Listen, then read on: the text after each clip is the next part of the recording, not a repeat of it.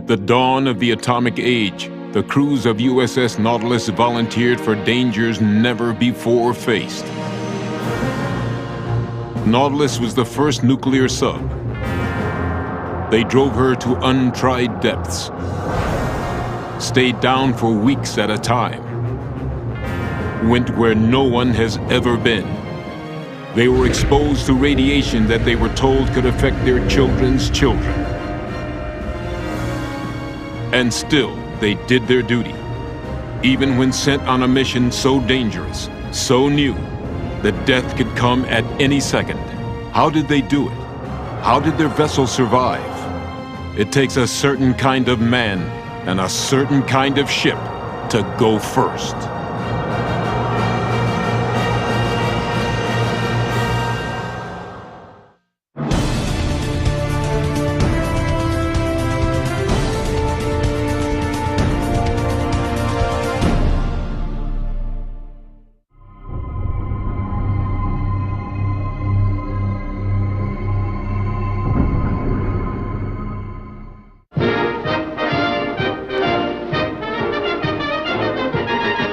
Months of intensive work on the construction of the world's first atomic-powered vessel, USS Nautilus, has come to a brief halt on this morning of January 21st, 1954.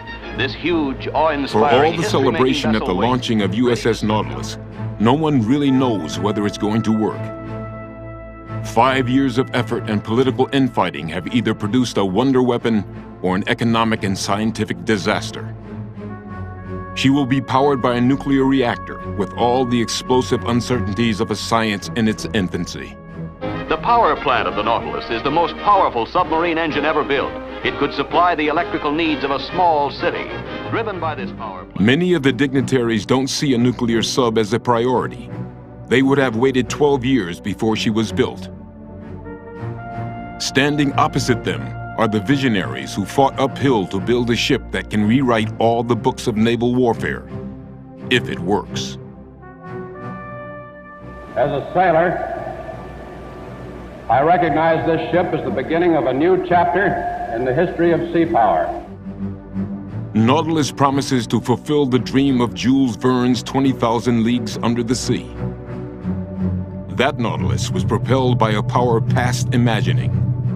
This new power can change the face of the world, can raise up a new and better civilization. There we go, hit it. In her voyage now begun, the Nautilus bears the hopes of mankind.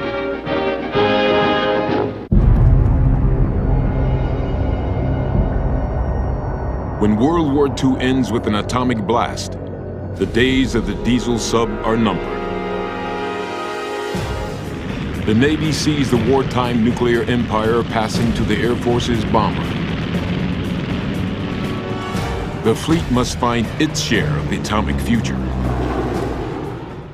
We'll say, you know, there's this new nuclear stuff. This is going to be pretty hot. And there's a view that, yes, that'll happen, but it's a long-term proposition.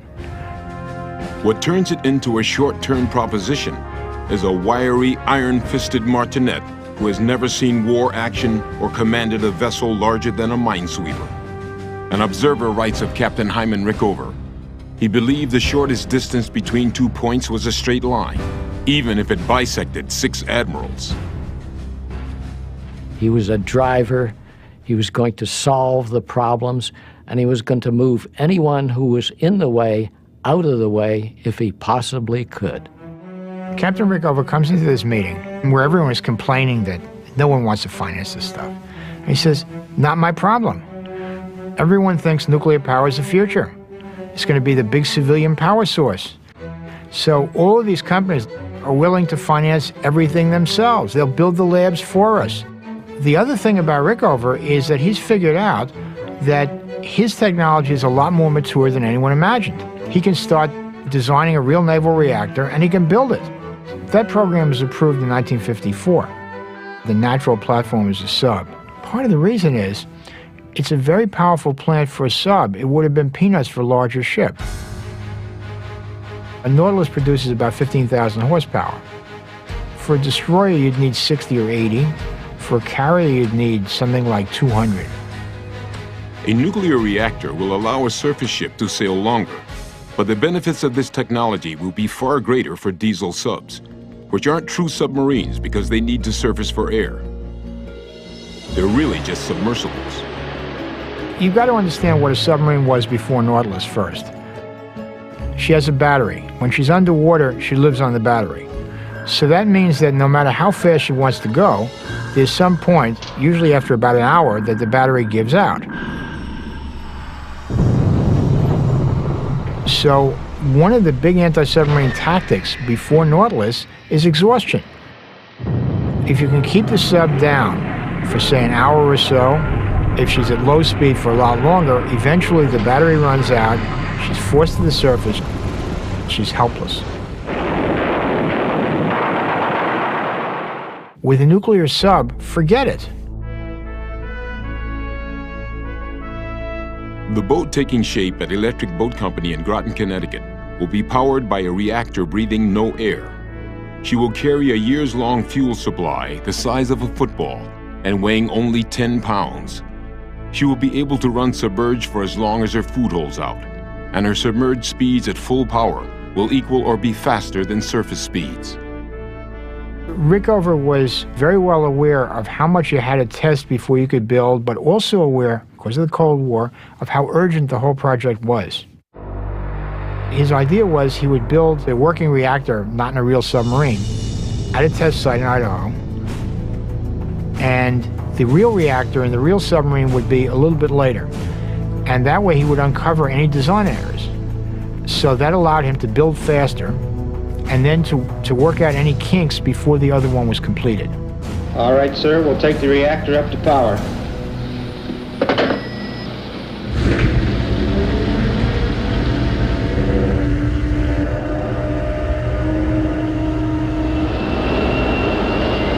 Safety rod's out at 10:21.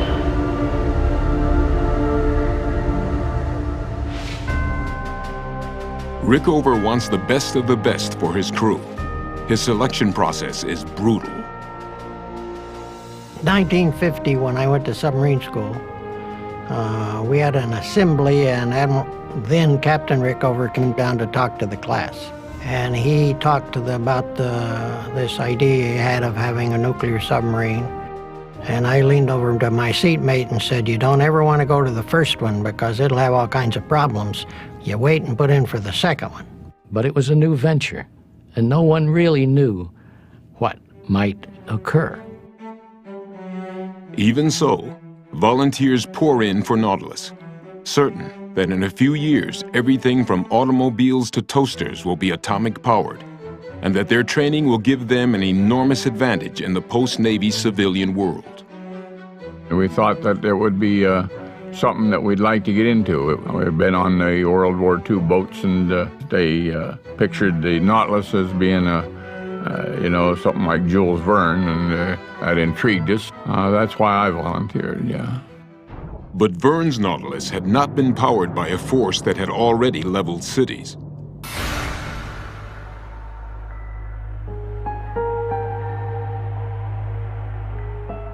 And maybe there is another side to building the new reactor into Nautilus instead of a large surface ship.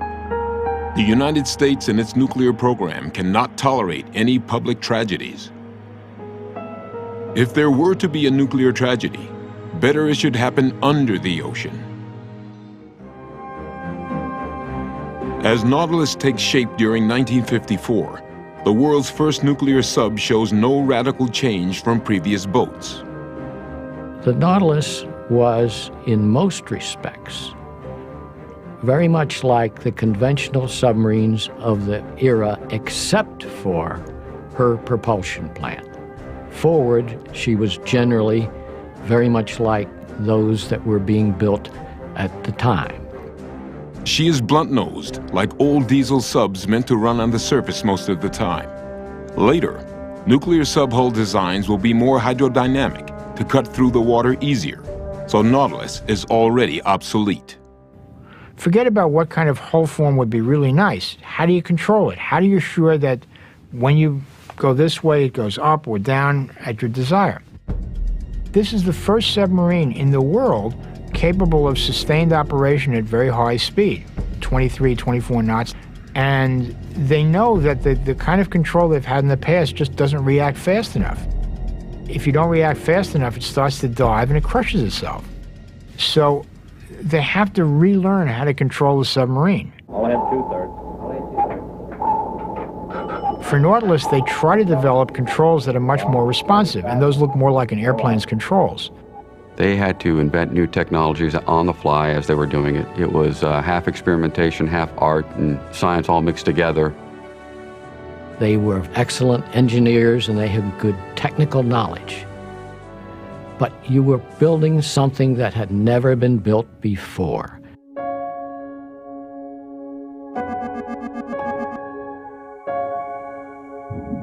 Finally, on the morning of January 17, 1955, Nautilus puts to sea for the first time. Bridge navigator, after you clear the submarine base channel here, your first course out will be 301.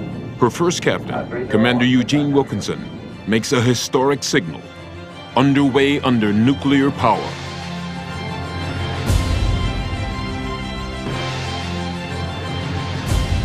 We steamed down the river, and banks were lined up with school kids. They had turned all the school kids out so they could see the boat go to sea. As she hits the water, Nautilus stretches a bit over 323 feet with a beam just below 28 feet. She displaces just over 4,000 tons submerged. Her submerged top speed of 23 knots exceeds her 22-knot surface speed. Nautilus' test depth is an impressive 700 feet. She costs $40 million, twice the price of a destroyer.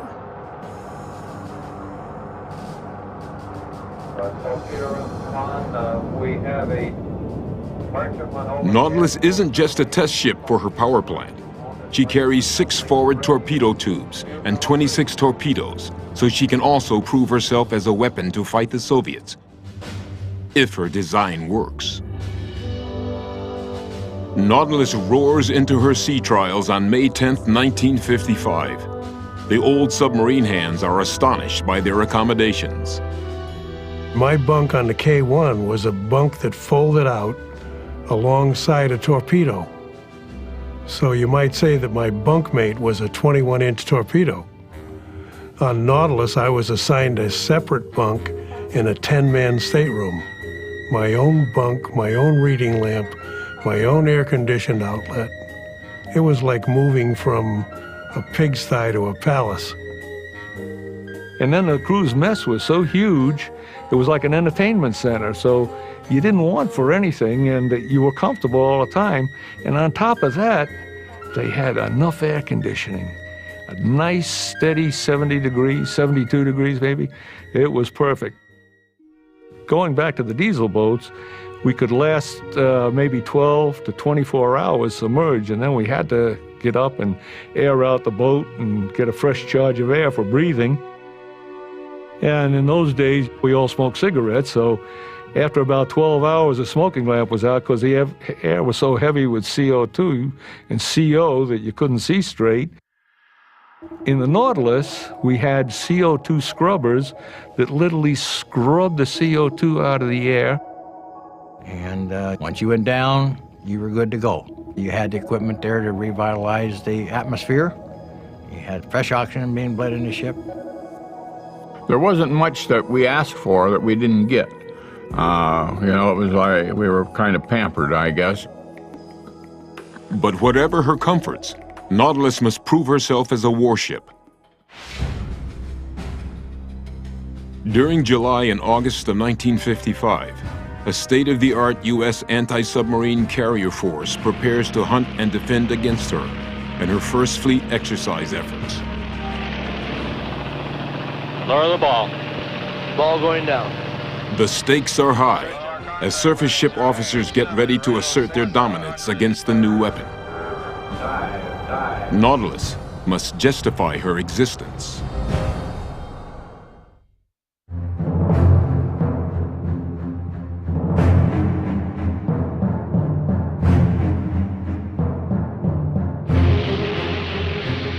Going into fleet exercises in the summer of 1955, Surface ship officers get ready to put down the upstart Nautilus, but soon the hunted becomes the hunter.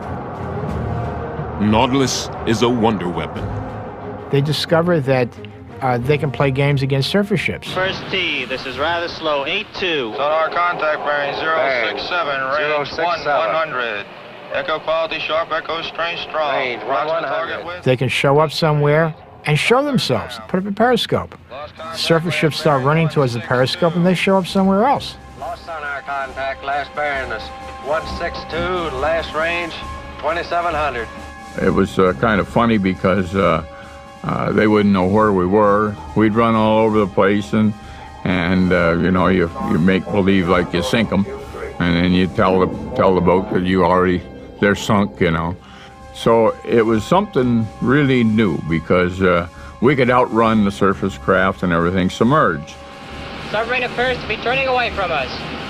Bridge recommend increasing speed to 20 knots. Mark 900 Although the yards. surface ships are in theory faster than the sub, in fact, in any kind of sea state, they're not.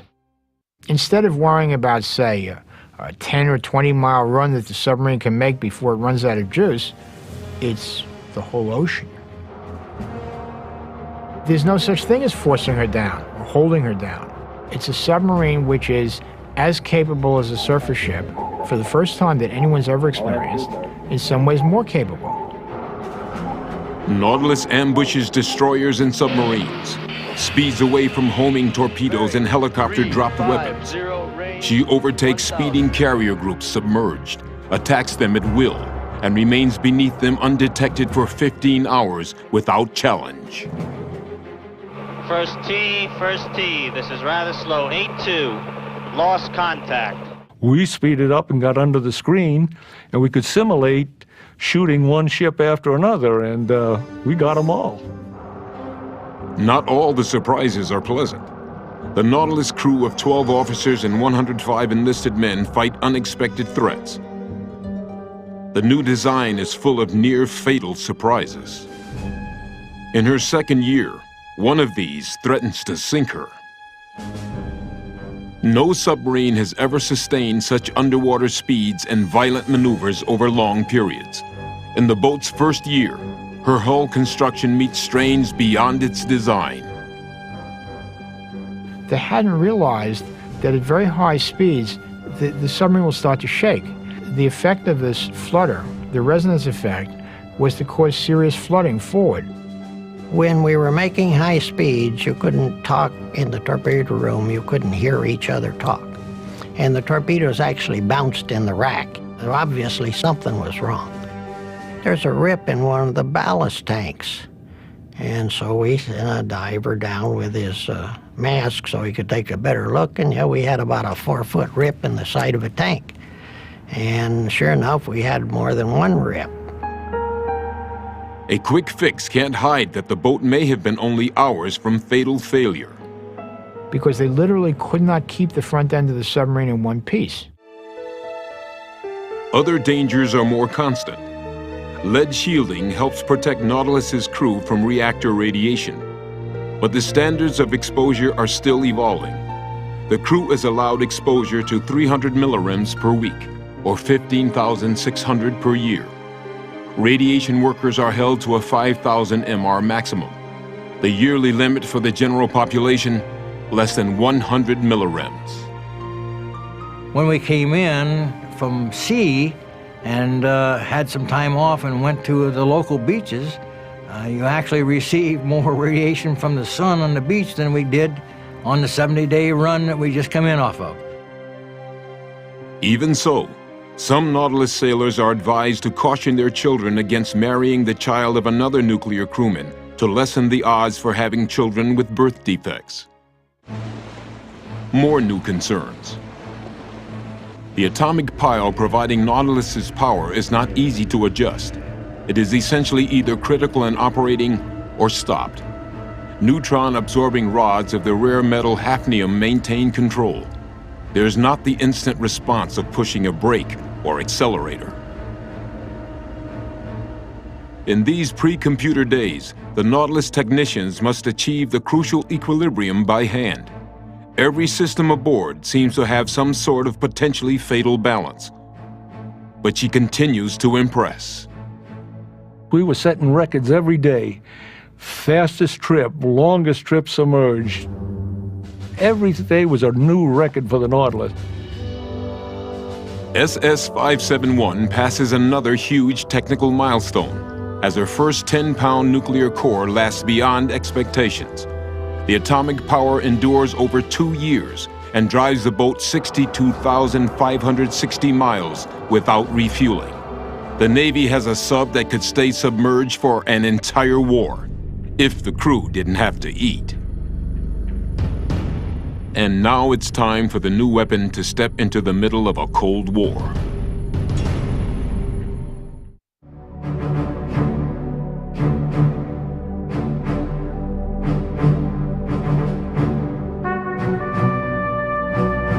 By 1957, Nautilus, with her reloaded atomic core, is steaming through a changed world.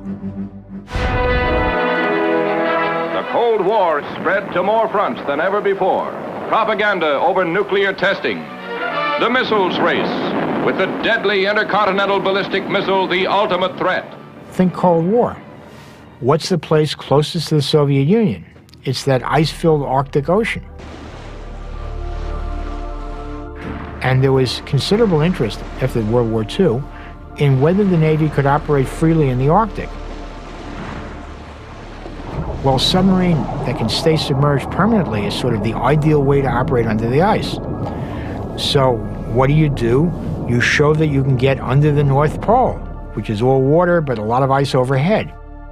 We would have a way to defend ourselves against any threat from Russia. So there was an impetus to get in there and learn how to conduct business under the ice. The Arctic is the world's smallest ocean, only 1.5 times as big as the United States, but it touches North America, Europe, Asia, and Greenland, making it strategic in any war. President Eisenhower orders Nautilus north on a critical mission to transit the Arctic ice cap and gauge missile warfare possibilities. The voyage is dangerous. Beginning her first run for the North Pole on August 19, 1957, the Nautilus, under a new skipper, Commander William Anderson, is still in the primitive days of atomic sub-operating systems. The age of global positioning satellites is decades away. SS-571 is poorly equipped to deal with the special dangers of Arctic navigation, especially for a voyage spent entirely under the ice cap, cut off from radio signals and the stars. Navigating in the Arctic Basin is difficult at best, but the closer you get to the pole, the harder it gets. And here we were with pretty antiquated equipment, really. A magnetic compass that points not to the North Pole, but it points to the magnetic North Pole, which happened to be south and west of us over towards Hudson Bay somewhere. So that isn't much use getting to the North Pole. If you think about how you're going to get out of the Arctic Basin, you want to go south the way you came in. But if you can visualize all those longitudinal lines coming up to the point at the North Pole, then each one of them represents a direction south. South to Russia, south to Canada, south to Greenland, south to England. Which south do you like? As for sea charts, the spaces under the polar ice remain as uncharted as the center of the Earth.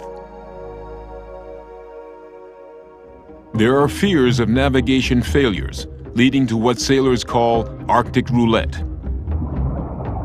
A sub without functioning directional devices circling lost and beyond communications under the ice pack until all aboard die. On August 29, 1957, Nautilus passes beneath the Arctic Circle to attempt her first penetration under the ice. Her numbers have been painted off to keep her mission and her identity secret. Captain Anderson is dealing with dozens of chilling and unanswered questions. How unpredictably deep and jagged is the ice above? Could the sub be fatally trapped between the ice and ocean floor? They really weren't sure what the ice coverage was going to be in the new area that they were exploring. Unfortunately for them, the ice forms and changes shape continuously. So even though you saw a block of ice here now, if you came back to it a half hour or an hour later, it had changed shape. So to use ice as navigation aid was perilous. Fathometers are placed both below and above the sub, one bouncing sound waves off the bottom, another off the ice. The results are transmitted back to the sub like an echo of pinging sound waves. On board, sonar technicians analyze the echo to create a profile of the space through which the submarine travels. We were trucking along under the ice at a pretty good clip, and all of a sudden, we lost our gyros. A fuse had blown in the gyro circuitry and dropped the main gyro off the line. We didn't really know where we were, didn't know which way south was, didn't know which way the opening was to the Greenland Gap. So we were navigating with thermometers, with fathometers, anything that anybody could think of, dead reckoning. That took us 74 hours to get out from under the ice. And it was a very trying time for the crew. You know, being lost under the ice and trying to figure your way out it's not good. On her way out, an aborted attempt to surface results in 2 badly bent periscopes. Now Nautilus badly needs refitting, and her first crack at the North Pole ends as she runs back home. She won't be gone long, and her dangers have just begun.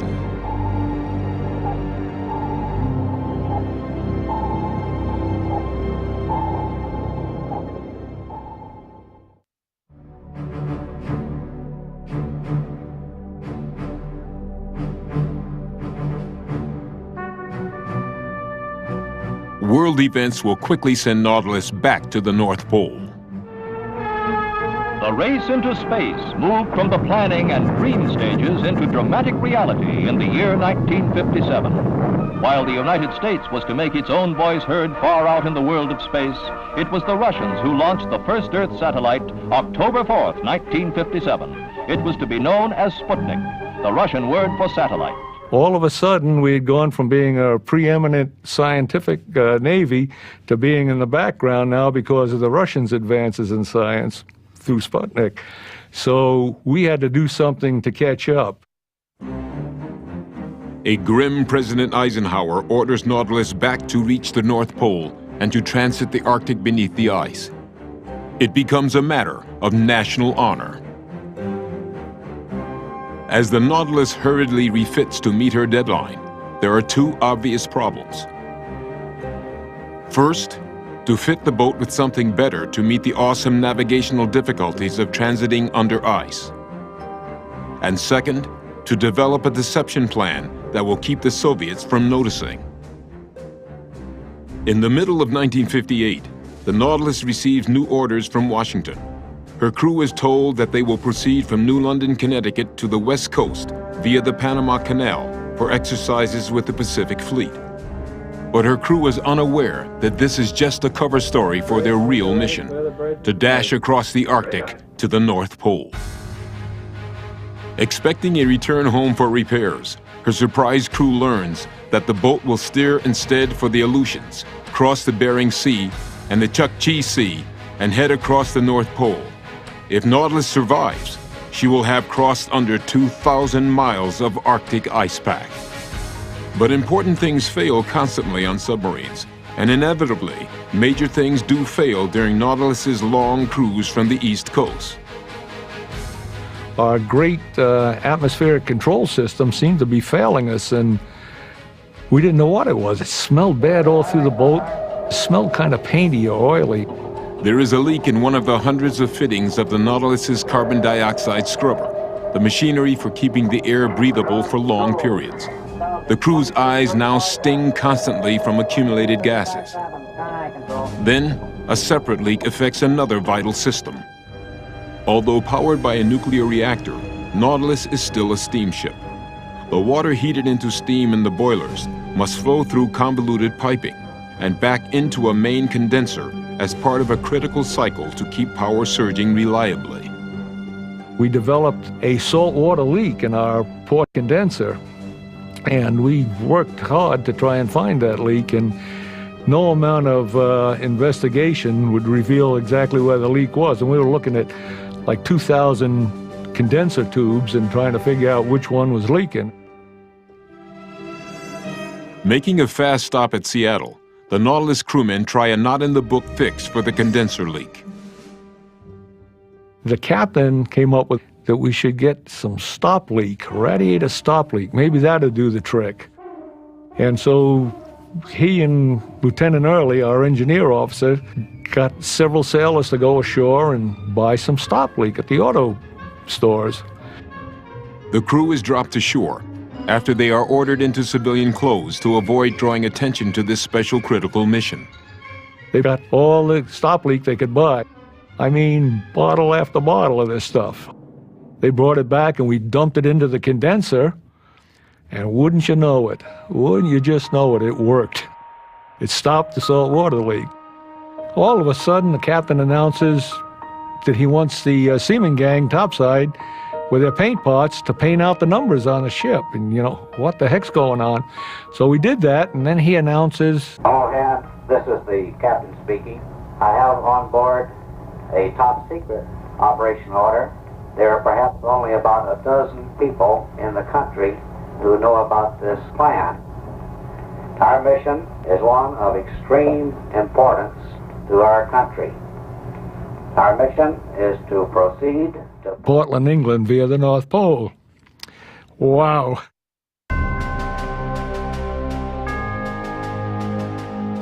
On their second attempt at transiting under the Arctic ice by way of the North Pole, Nautilus crewmen try to better prepare for the danger that they know awaits them. They have taken aboard Dr. Waldo Lyon, an under-ice expert from the Arctic lab, along with improved navigation equipment. A North American Aviation N6A inertial guidance system. It was an old Air Force program. It was a nose cone from a Navajo missile. The missile guidance system is designed for very high speeds for very short periods of time. We were doing just the opposite. We were going to go on relatively low speeds for a long time. And our concern was this thing going to run for months?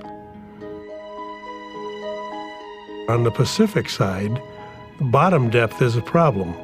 We had to come back around on the eastern side of St. Lawrence Island to even get up through the Bering Sea, through the Bering Strait into the Chukchi Sea.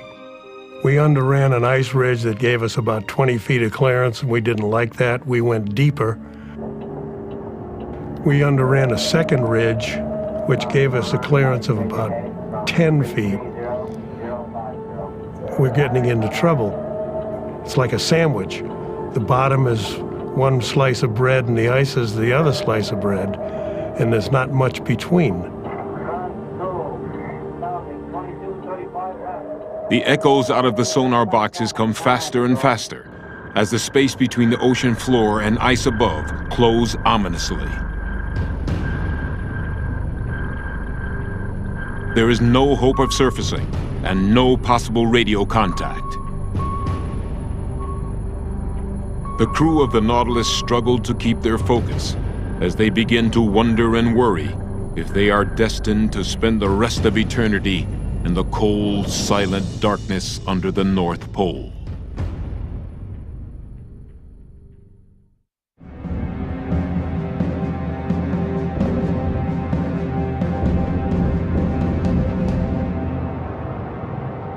On her second attempt to reach the North Pole in 1958, a submerged USS Nautilus finds herself squeezed relentlessly into a fast-narrowing trap.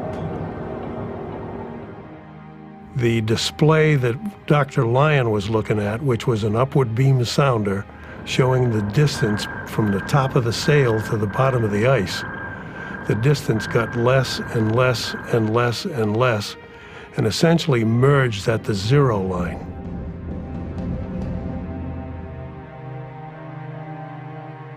And it was almost a reaction that you would expect in the attack center where all this was taking place. All of us kind of scrunched our shoulders down as if we were trying to pull the top of the sail down under that piece of ice. With only 20 feet between the stern and the bottom, it wouldn't have taken much of an up angle before we were dragging the screws in the mud.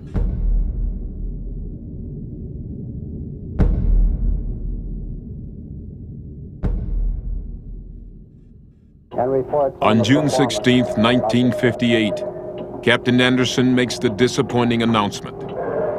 Men, we do not know as much about this place as I thought we did. I'm going to see if I can get us out of here. Dr. Lyon's display started showing increasing water between us and the ice ridge. Helm bridge, come right towards 300. Right, 300. You could almost hear the entire ship sigh in relief that we hadn't actually struck something. All ahead full. All ahead full. Nautilus's second under-ice thrust to transit the Arctic has failed. Washington orders Nautilus to Hawaii.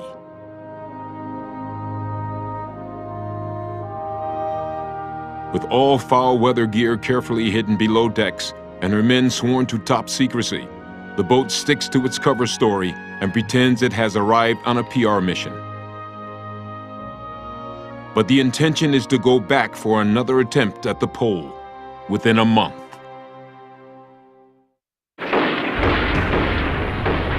The dangers of the return trip multiply as a Cold War crisis explodes across the world in the Middle East when President Eisenhower rushes forces into Lebanon to bolster its pro-Western government.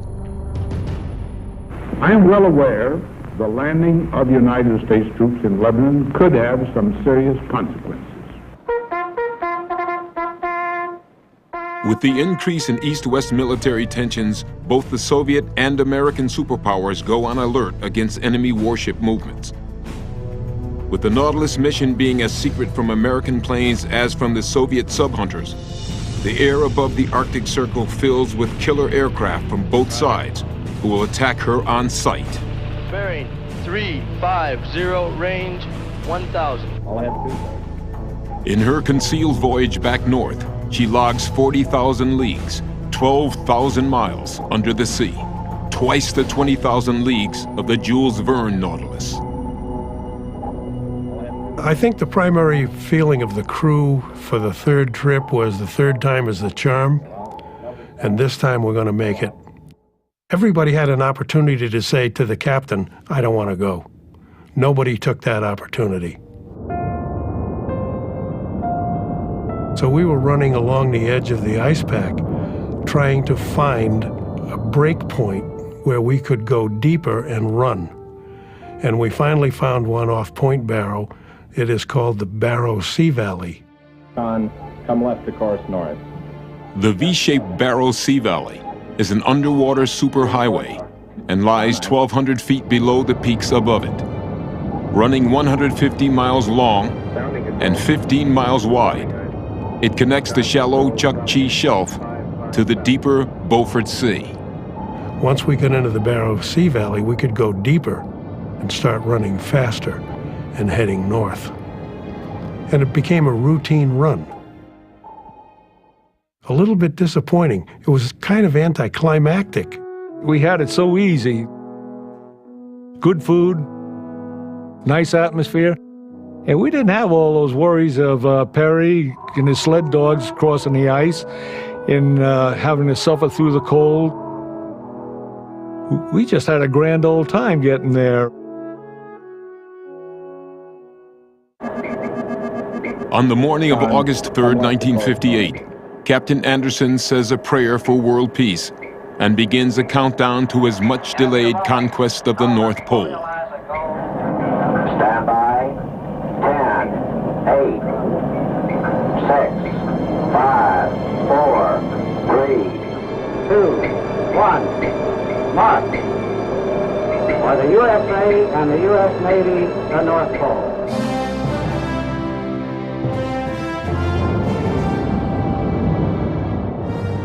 And then we had a celebration in the cruise mess. We had a North Pole cake. Santa Claus came aboard, and he was a little bit bent out of shape because we're interrupting his summer vacation. We were met by a helicopter at the appropriate time after we had surfaced, and the captain was flown back to Washington, where President Eisenhower made the official announcement of the completion of this trip. The crossing itself took 4 days. The distance covered was 1,830 miles. And I don't think it hit anybody real hard until we got to England. And the people were mobbed waiting for us. Gee, what have we done? But it was beyond us. The same thing happened in New York. They couldn't get enough of us. And just like that, SS-571 has put the United States back near the top of the world's technology heap, answering Sputnik with her conquest of the northern battlefield in the Arctic. We proved that we could operate under the ice cap. We could be there anytime, anywhere, and they, the Russians, the Soviet Union at the time, wouldn't know we were there. And even if they knew we were there, they wouldn't know where we were. What it really did was open up, from a strategic standpoint, 3,000 miles of Russian coastline. If something had gone wrong, if Nautilus had proven an expensive failure, as many people might have expected, I don't think you would ever have seen a nuclear navy, let alone nuclear subs. No nuclear subs would have meant no strategic deterrence with invisible nuclear submarines, which was terribly important, keeping the Cold War cold. Nautilus goes on to serve everywhere the Cold War is fought, including the Cuban Missile Crisis. But as expected, she will be the one and only boat in her class. Even so, her impact on the future of the submarine service is vast. She ushered in a whole new era of nuclear power. She provided new capability. She revolutionized anti-surface and anti-submarine warfare. Every one of the rapidly evolving superboats of the U.S. submarine service in the world owes its existence to the men who first sailed in the dangerous Nautilus experiment. That was the first nuclear-powered war vessel. Men who endured marathon deployments with families who shared the cost of painful absences.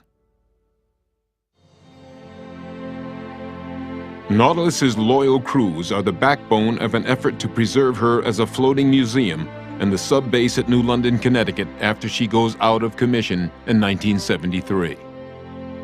The crew on the first Nautilus was like a big family. We had been living together, we had been to school together.